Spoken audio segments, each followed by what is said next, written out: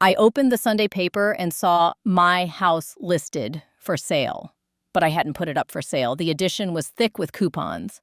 I was buttering toast when my eye caught a photograph I knew better than my own hands. The blue porch swing, the crack in the third step, the lilac bush my husband planted the spring before he died. Charming bungalow with potential, it said. My address in bold. Open house next weekend. Cash offers preferred. I dialed the number in tiny print. A bright voice answered. "So thrilled you called, Mrs. Bennett, your daughter-in-law, said mornings are best for you. We can have the stagers back on Tuesday, unless that's confusing." "I didn't hire you," I said. "And I'm not confused." A pause. Paper shuffled. "Well, the paperwork's already signed. No, the power of attorney should be in your file." My hand went cold around the receiver. "Whose file?" "Your son's." "Daniel Bennett. He said you'd forget we spoke." I hung up carefully, as if the wrong movement would tilt the floor. The kitchen clock ticked over to 9:12, precise and indifferent. I called Daniel. He arrived 10 minutes later, hair damp, tie already knotted, eyes full of that gentle concern he learned from television doctors. "Mom," he said, palms open, "we were going to talk tonight. It's just time, the stairs, the neighborhood, the break-in down the block." "There wasn't a break-in," I said. "There was," he insisted. "A car window." "It's the same thing. Look, you'll come live with us. The basement is quiet. You can bring the piano. The kids will love it. It'll be easier for all of us, for all of us." I tasted the words like aspirin. "And you listed my home without asking me?" "We didn't want you to worry. The market moves fast." He smiled, a boy asking for the car keys. "You'll thank us." How could my own son decide my future while I sat there buttering toast? He reached for the paper, folding it so the photo disappeared. "Let me handle it."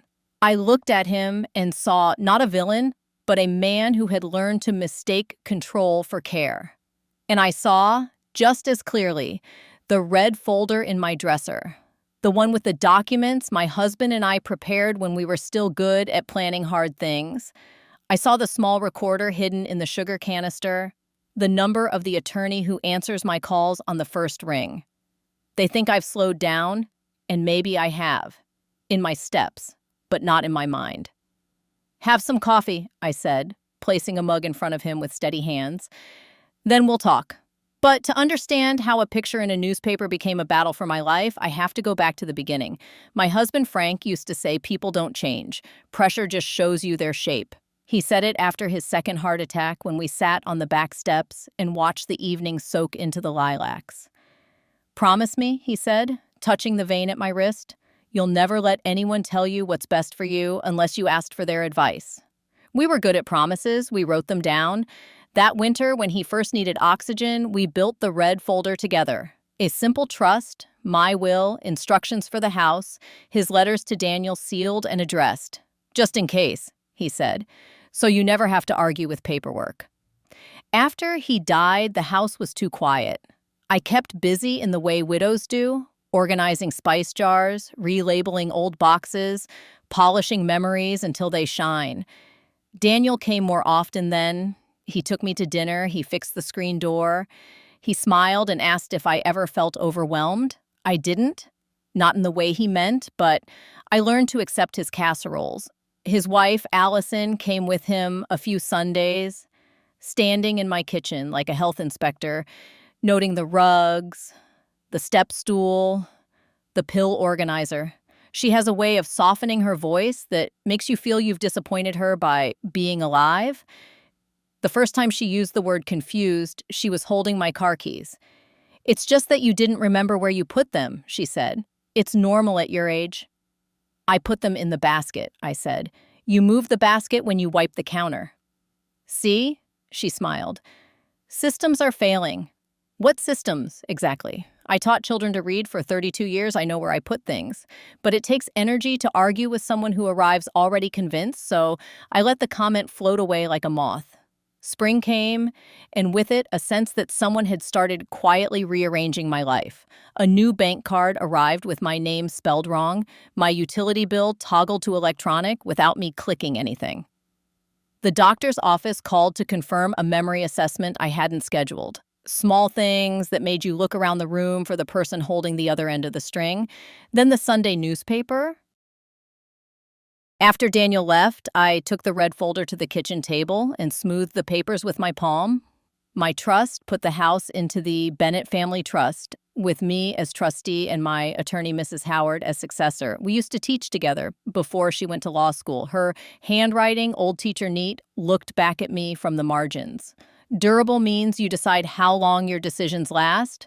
Revocable means you can change your mind, but only if you want to change your mind. We made the deed simple and recorded it the week after Frank's funeral. If anyone tried to move the house without me, the courthouse would have something to say about it. I called Mrs. Howard. She picked up on the second ring. "It's time," I said. She met me that afternoon, her briefcase bulging like a good secret. We spread the newspaper on my dining room table. She read the ad once, then again. "It's one thing to talk, it's another to forge," she said. "We need copies of whatever they told the realtor. We need dates, signatures, and the notary who let it happen." "You'll stop the open house?" "We'll do more than that. But first, don't confront them. Not yet. Let them keep walking toward the line." I didn't sleep that night, but worry had edges I could hold. In the morning, I baked a pan of lemon bars and visited the realtor's office as a grandmother who brings gifts and asks innocent questions. The receptionist lit up at the sight of sugar. The realtor herself, loud, perfumed, efficient, ushered me into a glass-walled room and spread out papers with a flourish. "Here we go. Listing agreement, client info, POA. We'll get you top dollar. Mrs. Bennett buyers are bidding sight unseen. It's fate." The signature on the listing agreement almost matched mine, except for the impatient way the T crossed. A notary stamp winked in the corner. Allison's phone number was at the top, listed as primary contact. "May I borrow these to show my son?" I asked, tapping the papers. "He worries when I read alone." "Of course not," the realtor said, sliding them away. "We don't let originals out of the office, but I can make you copies." She whisked them out and back again, pressing a neat packet into my hands. "Don't overthink. You'll be so happy in your new place outside in the sunshine." I flipped to the power of attorney. The date was 2 weeks old. The notary name I recognized, a woman who worked part-time at the pharmacy. My signature wobbled like someone holding her breath. The power granted was broad and careless. The witness signatures were names I didn't know. Mrs. Howard took the copies and began making calls. By dinner time, we had more than lemon bar crumbs. The notary denied seeing me that day and agreed to send a written statement. The county recorder confirmed no new deed had been filed. The listing agreement hung on the validity of that sloppy power of attorney. It was fraud dressed as concern. I set the voice recorder back in the sugar canister and called Daniel. "Let's have dinner tomorrow," I said. "There's something I want to discuss." They arrived on time. Allison wore a sweater the color of skinned almonds and a watch that looked accusatory. She brought a folder. Daniel brought flowers. I set out plates and napkins and my best impression of a woman relieved to be handled. "So," I said, pouring water. "The house." The ad was a surprise. Allison put her hand over mine. "Change is hard," she said. "But we've done the heavy lifting for you." "Like the paperwork," Daniel added. "It's just signatures." "We can go slow, if that helps." "How would you like to go slow?" I asked. "The open house is next Sunday," Allison said, lifting her chin. "If we accept an offer by Tuesday, you can move the weekend after. We've cleaned out the basement. We installed a dehumidifier. It's perfect for you." "Perfect," I said, tasting the word. "Where did you find a notary on a Sunday?" Allison blinked. "The pharmacy? Why?" I thought she said she didn't see me. Daniel's eyes darted. "Mom, you filled out the forms?" I said, looking at Allison. "Did you practice my signature?" Her smile held. "Don't make this adversarial. You're not used to legal language. We're trying to protect you." There is a moment when words become ice on a hill. You can either dig in or let yourself slide. I stood and went to the sugar canister as if to fetch more spoons. I clicked the button with my thumb inside the drawer. I carried the canister to the table anyway. How will you protect me from being homeless, Manant? I asked, if the sale closes before I've agreed to leave. We'd never let that happen, Daniel said, sounding insulted. You already let it happen. You listed my house. Because you don't see how unsafe this is, Allison said, gesturing around as if the chairs might attack. You fall? You forget. This is for everyone's safety. How could my own son decide my future with a stranger's stamp and a lie? Daniel's face crumpled.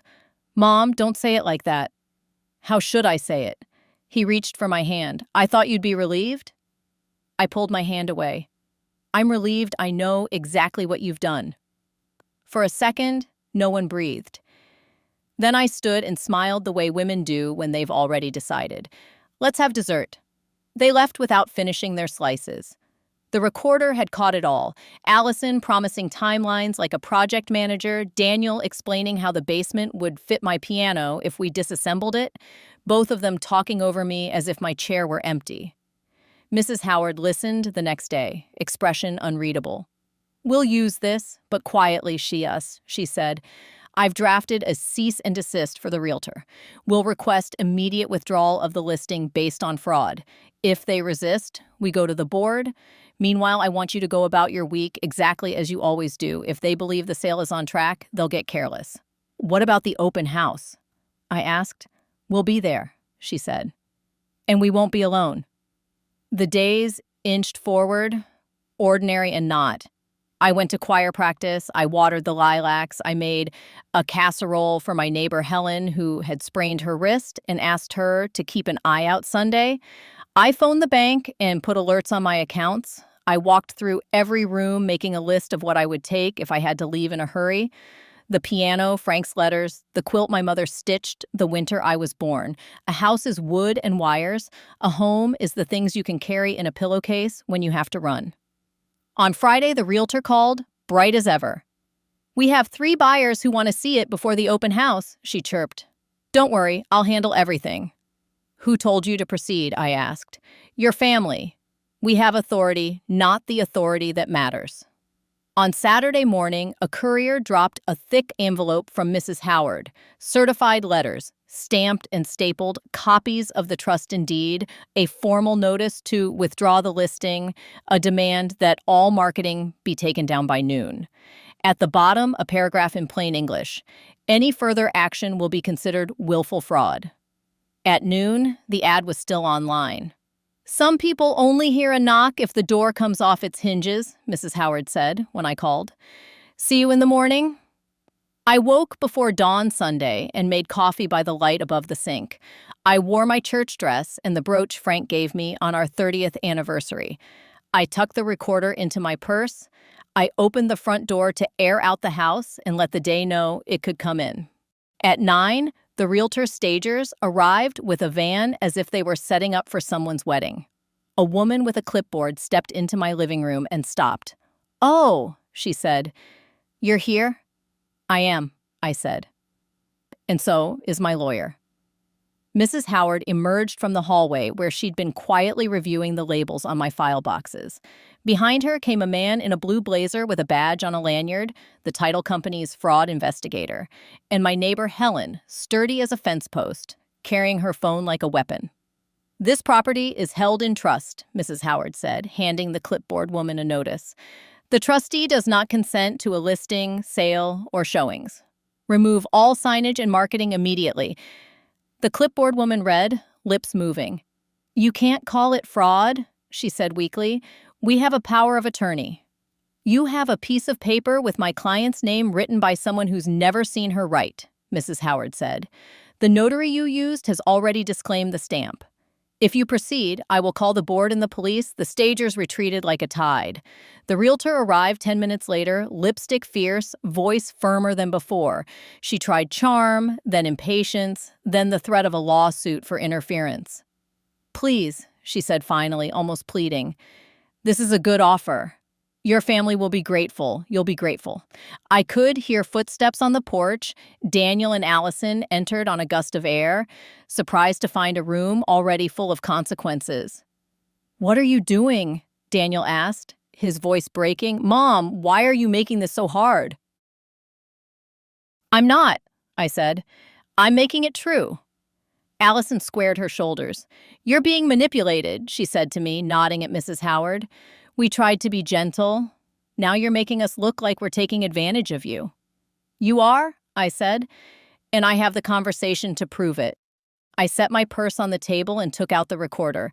Allison's face went flat, the way a pond goes still before a storm. Daniel opened and closed his mouth, a fish forgetting how to breathe. "Don't," he said. "Please don't do this." "What would you like me to do?" I asked. "Sign away my home so you can move me into your basement like a broken chair? Is that what you want our relationship to be?" He swallowed.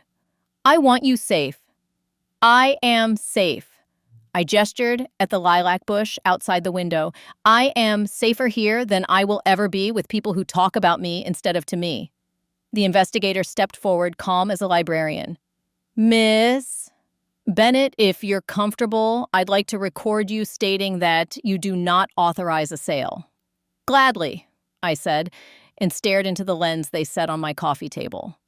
"I do not authorize any listing, marketing, or sale of my home. I did not sign a power of attorney.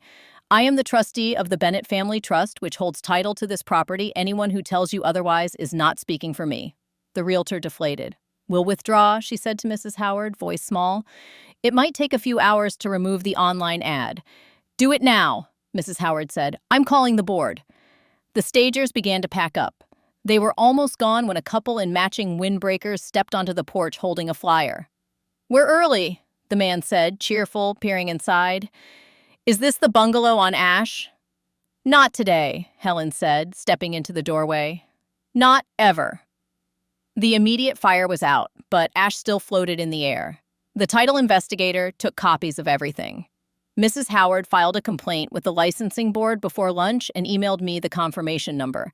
The relief made my legs tremble in a way anger never does. Daniel returned alone at dusk, hat in hand. He looked older than he had that morning. "Mom," he said, standing in the doorway like a boy after curfew, "can we talk?" I left the door open and went back to the kitchen. He followed, taking his usual chair, rubbing the grain of the table with his thumb. "I'm sorry," he said. "I shouldn't have done it like that." "How should you have done it?" He didn't answer my question. He answered the question he wished I'd asked. "Our finances are tight," he said. "You know, my business slowed after the pandemic. We bought a place to flip, and it's complicated. The bridge loan comes due next week." He looked at me as if confessing were currency. "Selling your house was a way out." "It was my way out of independence, Bynett," I said. "You didn't tell me about the loan." "I didn't want to worry you." "You didn't want to hear me say no." He wiped his face with his hand. "It's hard to watch your child fail at being the person you taught him to be. Harder still to listen to him justify it." "What if we move you in temporarily?" he asked.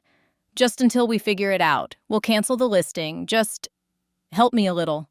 "Help you steal from me?" He flinched. "Don't say it like that." "How should I say it?" He looked small then, the way he had when he was 5 and broke the neighbor's window with a baseball. "I don't know." "Do you know that your wife forged my name?" He didn't answer. "Do you know how easily a prosecutor might call this exploitation?" The word hung between us, ugly and plain. He stared at the table as if the answer might be written there in the grain. "I don't want to press charges," I said, "but I won't pretend this didn't happen. And I won't move." "What do you want me to do?" I told him. He would call the realtor and withdraw the listing that night, not in the morning. He would email me confirmation of every cancellation, every removal, every apology, copied to Mrs. Howard. He would meet with the title investigator and answer every question honestly. He would bring Allison to my house tomorrow with a written apology that acknowledged the forgery. He would give me access to his finances, not to bail him out, but to understand exactly who was holding the other end of the string in his life. And if we have to sell the flip at a loss, I said, you will sell it and learn your lesson in dollars instead of in prison time. The next day, Allison arrived stiff-backed and pale, a typed note in her hand. She read it aloud in a voice that made every word sound like a splinter. She admitted to filling out the forms, to practicing my signature by tracing old letters I'd sent the grandchildren, to convincing Daniel that speed was kindness. She did not use the word sorry. She did not meet my eyes. "Try again," I said. She took a breath and started over. This time she said the words we reserve for when our actions become mirrors we cannot escape. She said, "I'm sorry, and I was wrong, and I will make this right." When she finished, I nodded to Mrs. Howard, who scanned it and placed it into a folder marked with bright tape. Evidence, not filed. "I don't want your home," Allison said finally, her voice fraying at the edges. "I want my life back." "Then stop trying to live mine," I said. For a week, the waters calmed. The ad came down, the open house vanished from the listing sites. The notary submitted a formal statement disavowing the stamp. The licensing board opened an investigation. The lender on Daniel's bridge loan called me, polite as a noose, and I listened without revealing anything they could use. On Thursday, I came home from choir practice to find a note wedged in my screen door. "Inspector appointment Monday. Home safety assessment per family request." The company name rang a bell. I checked my phone and found an email forwarded to me by mistake. Allison had scheduled a capacity evaluation with a mobile geriatric team that specialized in guardianships. There it was again, pressure showing the shape of a person. I didn't call Daniel. I called Mrs. Howard and my doctor. I called Helen. I called my pastor, a woman with perfect posture and a backbone made of scripture and rebar. On Monday at 9, when the van pulled up with its clipboard people and polite smiles, they found me at my kitchen table with company. "This is unnecessary," one of them said when he saw the row of chairs. "We prefer to speak to the patient alone." "I am not a patient," I said, "and I don't prefer that." They tried to explain the evaluation.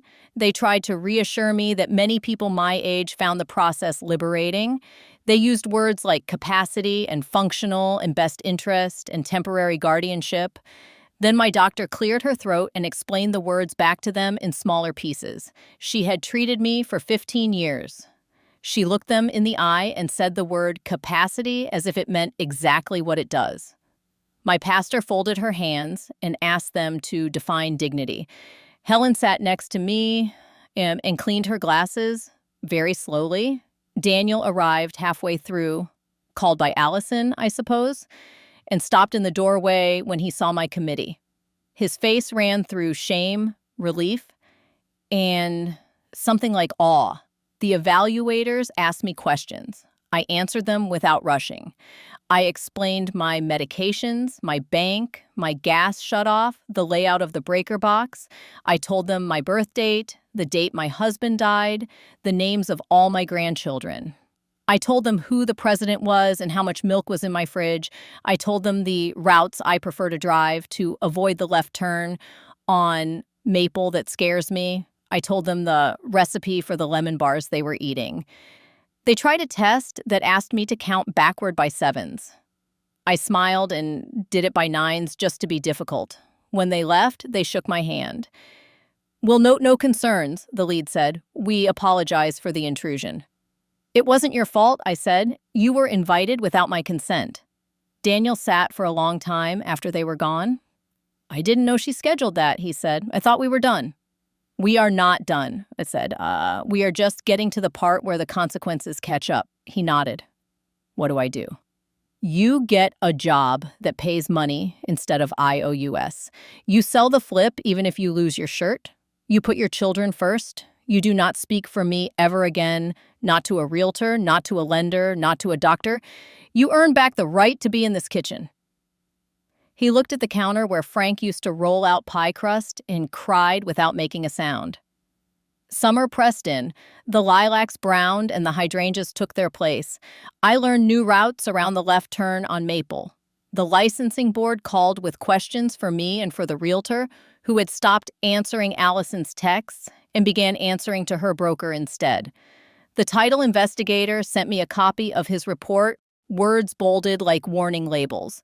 Mrs. Howard filed a police report at my insistence not to see my son in handcuffs, but to create a line in the sand the law could see. A week later, a detective came to the house. He was about my age, the child of someone my age, careful with his questions in the way good sons are. He asked if I wanted to press charges. I told him the truth. I wanted a record. I wanted it written down that I was not confused, that the one who forgot what promises are supposed to look like was not me. He nodded. "We see versions of this," he said quietly. "Most people don't have a red folder." "You should tell them to make one," I said.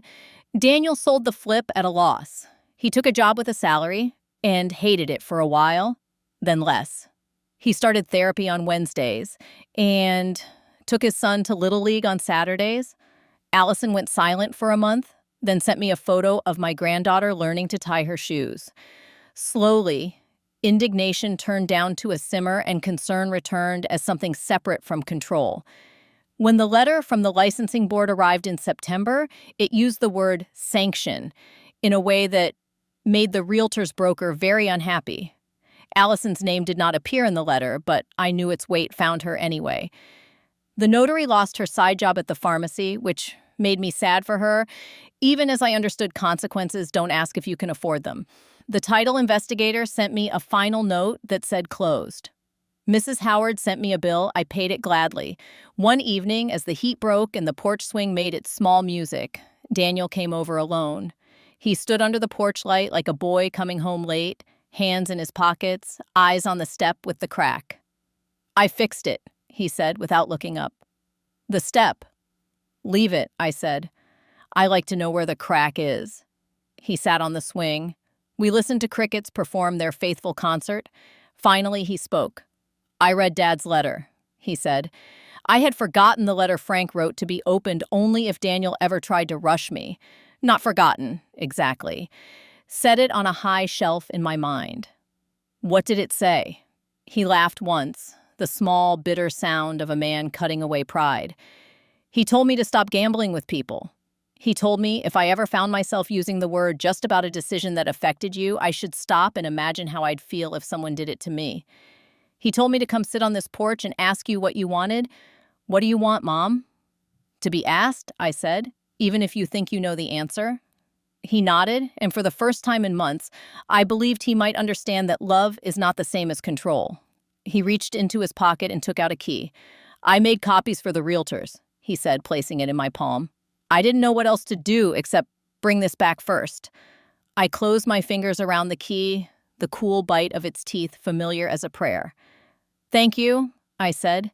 "Now you can go inside and get the glasses." There's lemonade. On the first chilly day of October, I invited the grandchildren to help me put the house to bed for winter. We rolled up the porch rug and stacked the clay pots. My granddaughter asked about the crack in the step. "It's how the house remembers its standing," I said, and she nodded like someone who loves a thing and wants to understand it all the way through. I did not press charges. That was my choice. Not because there was no crime, but because my justice wanted to look like a fence instead of a wrecking ball. Allison sent a real apology in her own handwriting, and I wrote back with terms that made the boundaries tall and visible. We do not speak for each other without permission. We do not schedule anything for each other without consent. We do not touch what belongs to the other, whether it sits on a counter or in a bank. On Thanksgiving, I set an extra plate on the table, not for a ghost, but for a lesson. Daniel carved the turkey with careful hands. Allison brought a pie and put it on the counter without rearranging a single thing. The children ran around the yard and argued about nothing in particular. When we sat, I made everyone go around and say what they were grateful for. Daniel said family. Allison said second chances. I said my house. After dinner, as the light thinned and the dishes leaned in the drying rack, Daniel lingered in the kitchen. "I still think about the basement," he said, not as a plan, but as the ghost of one. "It's quiet down there?" "Basements are for things you don't want to look at," I said. "I like my windows." He smiled, the first true one I'd seen on his face in a long time. "I know." When the house finally grew still, I took the red folder out of the drawer and added one more paper, a letter to myself in Frank's old fountain pen. A list of things I want and don't want, so that when pressure comes again, and it will because people don't change, but they do forget, I'll know the shape of myself before anyone tries to tell me. I want to live where my piano can be out of tune and loved. I want to keep the porch swing and the lilac bush and the crack in the step. I want to be asked. I want to be believed when I answer. The newspaper still comes on Sundays. Sometimes I open it to the real estate pages and look at what people are selling, and sometimes I smile at the words they use to make loss sound like an opportunity. The ad with my house is long gone. In its place are other houses with other families standing behind their front windows, learning what promises really mean. If you're wondering whether I prepared for this, the answer is yes. Not because I knew exactly what form the storm would take, but because I knew storms come. I have a lawyer I trust and neighbors who will show up when I call. I have a doctor who will say my name with the weight it deserves. I have a son who is learning that love is not a verb you can do for someone. And I have a red folder, a small, ordinary thing that turns a woman's life into something visible, legible, harder to steal. Once, a voice on the phone told me my house was for sale. Now, when I answer the phone, it is with the knowledge that I am the only one who can decide what leaving looks like. I place the handset in its cradle with steady hands. I look at the lilacs. I turn on the porch light. If they ever come for me again with a pen and a stamp and a soft voice that sounds like a lullaby, I will open the door and hand them my terms. And if they don't like them, they can stand on the porch and practice the word no until it sounds like love. There is a different kind of revenge than the kind that burns everything down. Mine looks like staying. Mine looks like making the people who tried to move me learn to stand still. Mine looks like a house that is no longer for sale and a woman who never was. My grandma told me this story. I have many more stories. Subscribe so you don't miss the most interesting things.